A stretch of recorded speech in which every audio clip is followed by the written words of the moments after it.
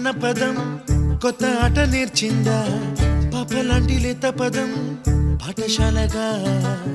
కూనలమ్మ జానపదం పల్లె దాటి వచ్చిందా